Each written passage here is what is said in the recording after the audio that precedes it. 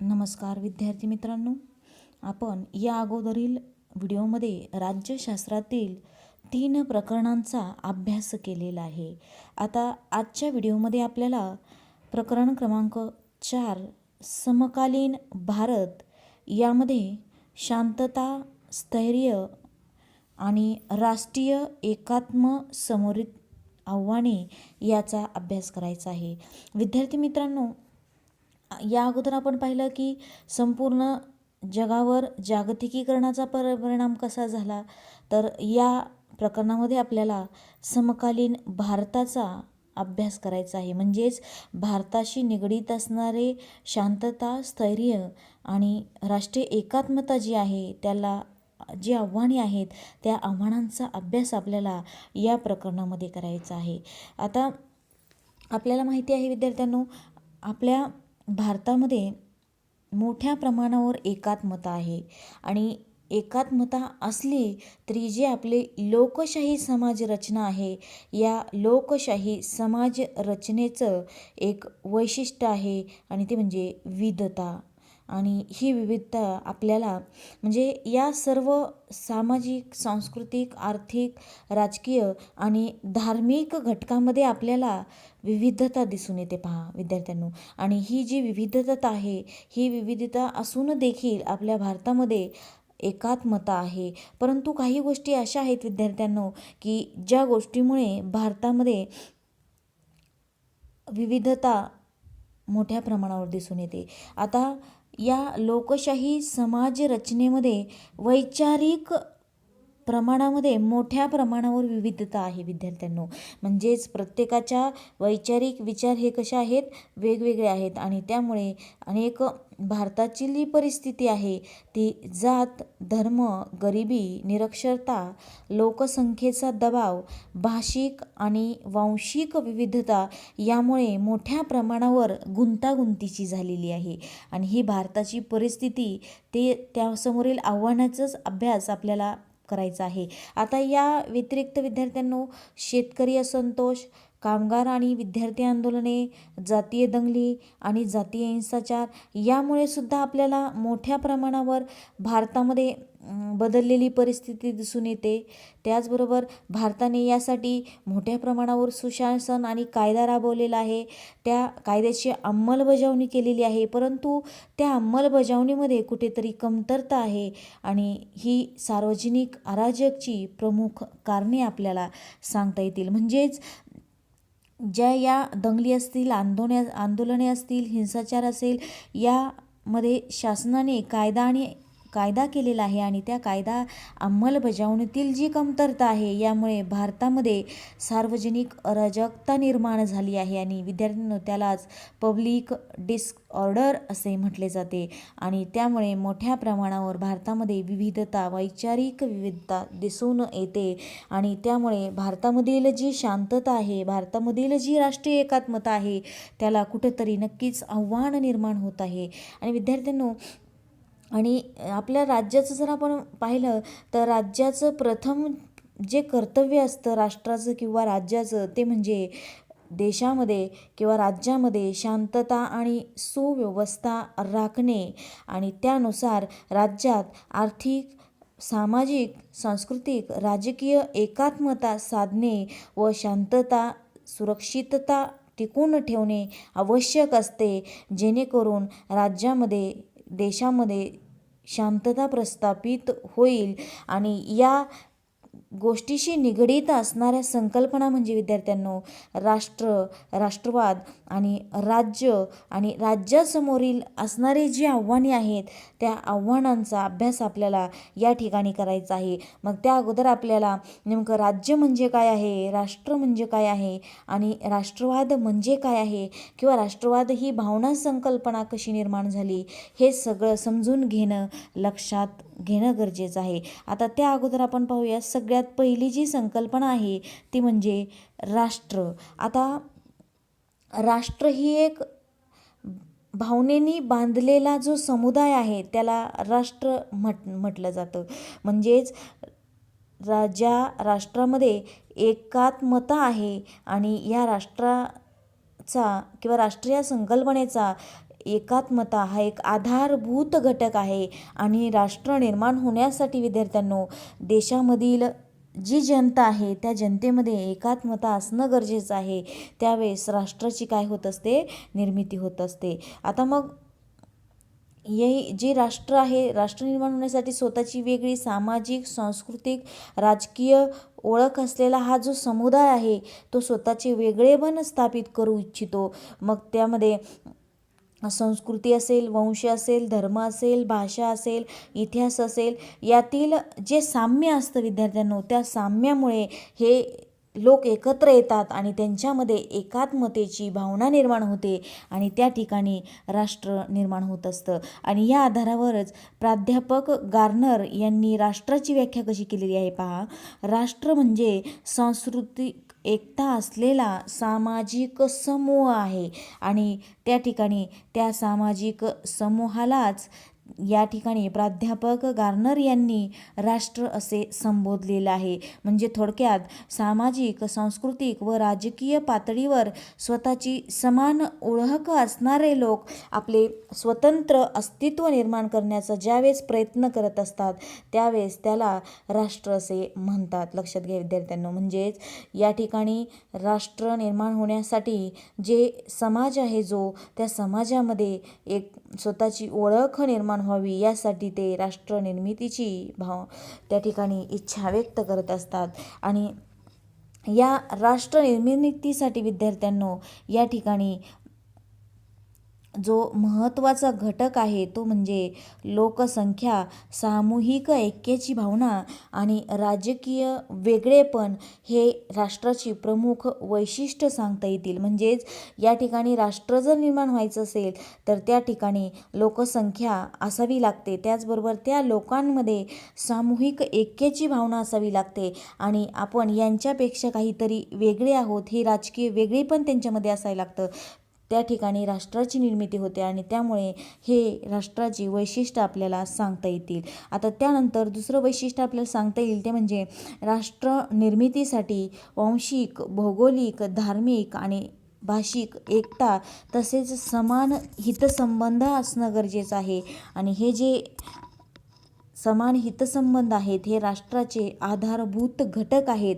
म्हणजेच या ठिकाणी एवढे दोन वैशिष्ट्य असल्यानंतर त्या ठिकाणी राष्ट्राची काय होत असते, निर्मिती होत असते. म्हणजेच राष्ट्र निर्मितीसाठी लोकसंख्याबरोबर त्या लोकांमध्ये किंवा त्या समाजामध्ये ऐक्याची भावना असणं गरजेचं आहे आणि त्यावेळेस त्यांचं काय होतं, राष्ट्र निर्माण होत असतं. आता त्यानंतर दुसरी आपण संकल्पना पाहूया ती म्हणजे राष्ट्रवाद. आता राष्ट्रवाद म्हणजे काय पहा. आता राष्ट्रवाद ही एक संकल्पना आहे आणि ती राष्ट्रवाद ही राजकीय अस्मिता निर्माण होण्याची भावना आहे. आता या अगोदर आपण पाहिलं राष्ट्रमध्ये एकात्मता असणं गरजेचं आहे, तसंच राष्ट्रवादामध्ये राजकीय अस्मिता असणं गरजेचं आहे आणि राजकीय अस्मिता निर्माण होण्याची भावना म्हणजेच राष्ट्रवाद होय. आता या आधारावर राष्ट्रवाद कसा निर्माण होतो पहा.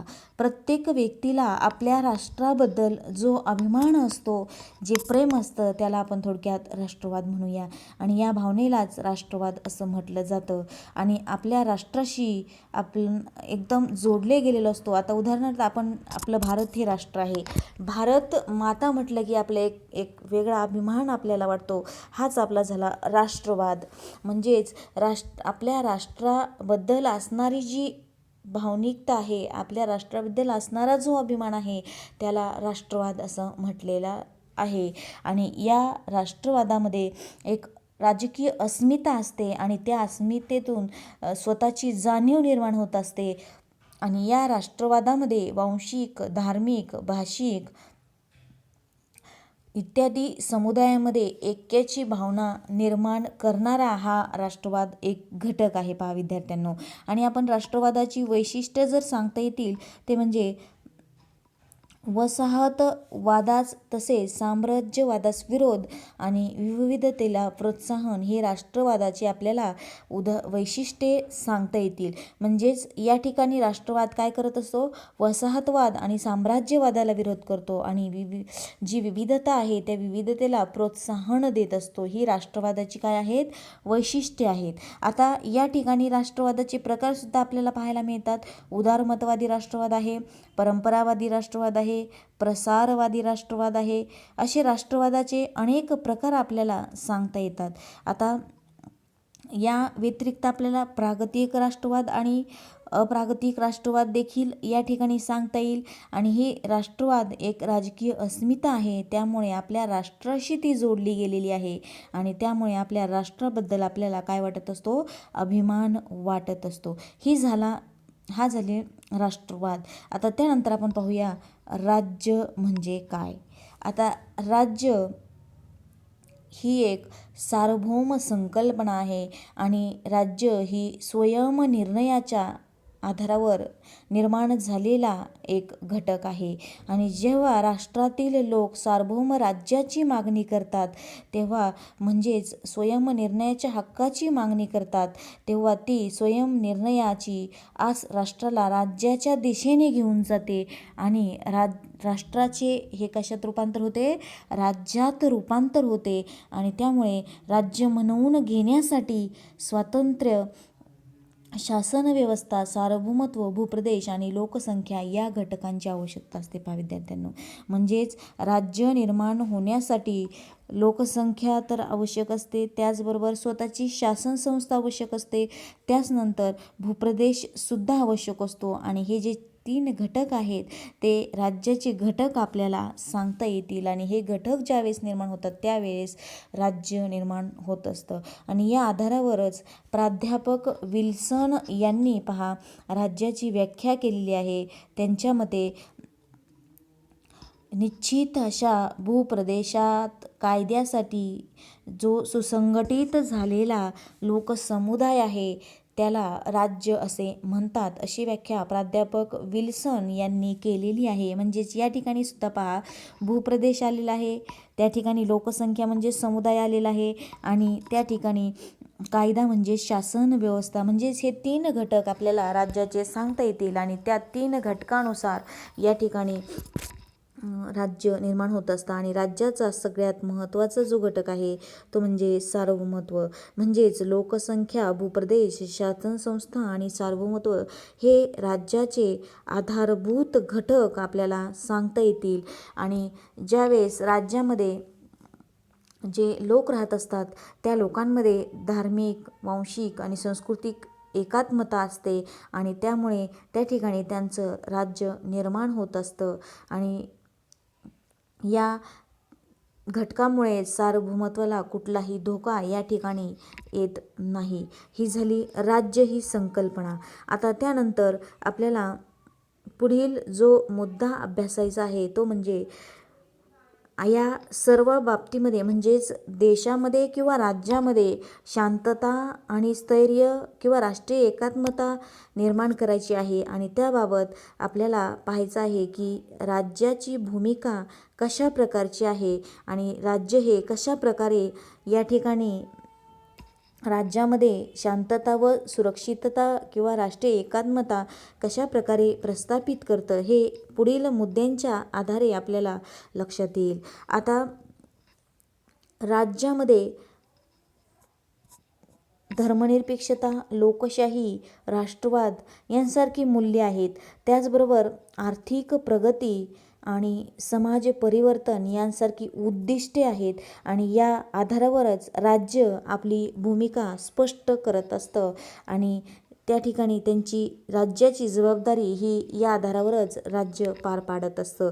आणि त्याचबरोबर आपल्याला या खालील मुद्द्यांच्या आधारे राज्याची भूमिका ही आपल्याला स्पष्ट करता येईल. आता यामध्ये जो पहिला मुद्दा आहे तो म्हणजे शांतता आणि सुव्यवस्था.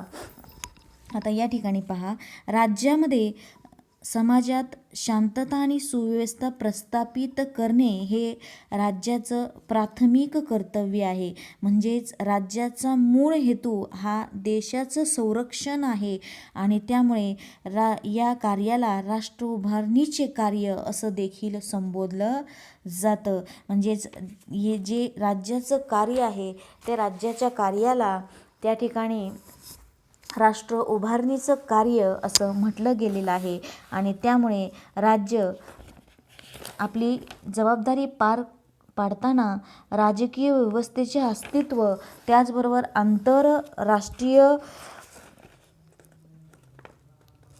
आंतरराष्ट्रीय व देशांतर्गत परिस्थिती या ठिकाणी कुठल्याही प्रकारे धोका निर्माण होणार नाही याबाबत दखल घेत असतं आणि त्या अंतर्गतच देशाचे संरक्षण करणे, त्याचबरोबर राज्याचे अस्तित्व टिकविणे आणि भारताचं जे संविधान आहे त्या संविधानाची नुसार देशाची राज्याची जबाबदारी पार पाडणे हे या ठिकाणी राज्याचं प्राथमिक कर्तव्य आपल्याला सांगता येईल आणि त्यानुसार शांतता व सुरक्षितता प्रस्थापित करण्याची जबाबदारी ही राज्य आपली भूमिका पार पाडत असतं. आता त्यानंतर दुसरा मुद्दा आपल्याला या ठिकाणी सांगता येईल तो म्हणजे आर्थिक प्रगती. आता पहा, या ठिकाणी देशामध्ये शांतता आणि सुरक्षितता प्रस्थापित करणं हे देखील गरजेचं आहे. त्याचबरोबर देशाची राज्याची आर्थिक प्रगती साधणं हे देखील त्या ठिकाणी राज्याचं कर्तव्य आहे. कारण राष्ट्र विकसनशील करायचं असेल तर त्या ठिकाणी आर्थिक प्रगती होणं गरजेचं आहे आणि त्या आधारावरच राज्याची जी दुसरी जबाबदारी आहे ती म्हणजे आर्थिक प्रगती करणे. आता देशाचे औद्योगिक, कृषी विकास आणि आर्थिक प्रगतीसाठी राज्याने महत्त्वाची भूमिका बजावणं अपेक्षित आहे आणि त्यासाठी राज्य काय करतं पहा विद्यार्थ्यांनो, आर्थिक स्थैर्य आणि वाढ यातून लोकांचे आर्थिक हित साध्य कसे करता येईल हे लक्षात घेतं. त्याचबरोबर समाजवादी व्यवस्था निर्माण करणे नव्हे तर राज्याने आर्थिक प्रगतीसाठी सुद्धा आवश्यक सुविधा उपलब्ध करून दिलेल्या आहेत. म्हणजेच राज्य आर्थिक प्रगतीसाठी राज्याने वेगवेगळ्या प्रगतीसाठी आर्थिक ज्या सुविधा आहेत त्या सुविधा उपलब्ध करून दिलेल्या आहेत. म्हणजेच थोडक्यात रोजगाराची संधी असेल, त्याचबरोबर समान वेतन असेल, म्हणजे कुठल्याही आर्थिक ज्या सुविधा आहेत त्या आर्थिक सुविधा या ठिकाणी राज्याने दिलेल्या आहेत. आता त्यानंतर तिसरा मुद्दा आपल्याला सांगता येईल तो म्हणजे राष्ट्र उभारणे. आता लोकशाही व्यवस्थेमध्ये समाजातील जी विविधता आहे त्या विविधतेमुळे राज्याचे कुठल्याही प्रकारे विघटन होणार नाही याची काळजी सतत राज्य घेत असते किंवा ती काळजी राज्याने घेतली पाहिजे आणि राष्ट्रीय एकात्मतेच्या संकल्पनेच्या राष्ट्र उभारणीशी अत्यंत जवळचा संबंध आहे.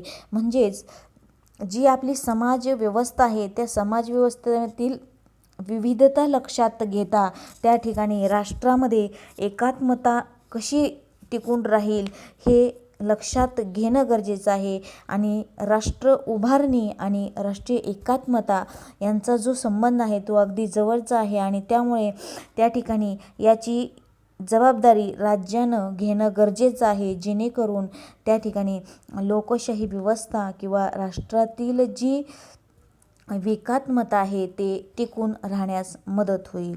आता त्यानंतर या ठिकाणी चौथा मुद्दा आपल्याला सांगता येईल तो म्हणजे शासन.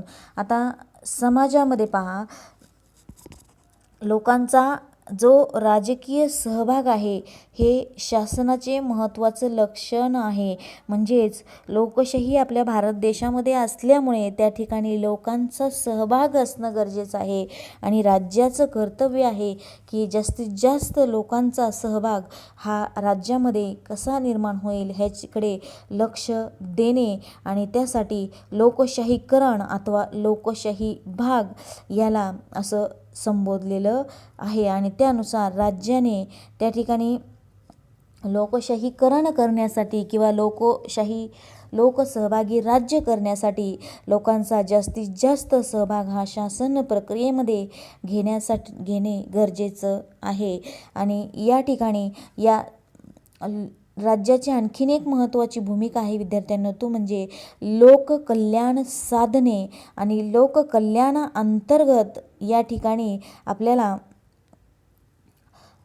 राज्याला लोकांचं कल्याण करणे, त्याचबरोबर राज्यामध्ये किंवा समाजामध्ये जो असमतोल आहे तो असमतोल दूर करून जे दुर्लक्षित घटक आहेत विद्यार्थ्यांनी, त्या दुर्लक्षित घटकांचं जे जबाबदारी आहे ती जबाबदारी पार पाडणे आणि त्यांच्या जे दुःख आहे ते दूर करणे आणि समाजातील असमतोल दूर करून लोकांचे जास्तीत जास्त लोककल्याण करणे ही देखील या ठिकाणी राज्याची भूमिका आपल्याला सांगता येईल. आता या राज्य म्हणजेच आर्थिक प्रगती असेल, शांतता व सुरक्षितता असेल, राष्ट्र उभारणी असेल, शासन असेल, लोककल्याण असेल, अशा संदर्भात आपण राज्याची भूमिका कशा प्रकारची आहे ते आपण समजून घेतलेलं आहे. म्हणजेच या ठिकाणी आपण राष्ट्रवाद, धर्मनिरपेक्षता, लोकशाहीची मूल्ये, आर्थिक प्रगती आणि समाज परिवर्तन यांचा राष्ट्र उभारणीशी जवळचा संबंध असतो आणि त्यामुळे राष्ट्रीय एकात्मता आपल्याला जास्तीत जास्त साधणे या ठिकाणी राज्याचं कर्तव्य सांगितलेलं आहे. आणि आजच्या या भागामध्ये आपण इथेच थांबूया.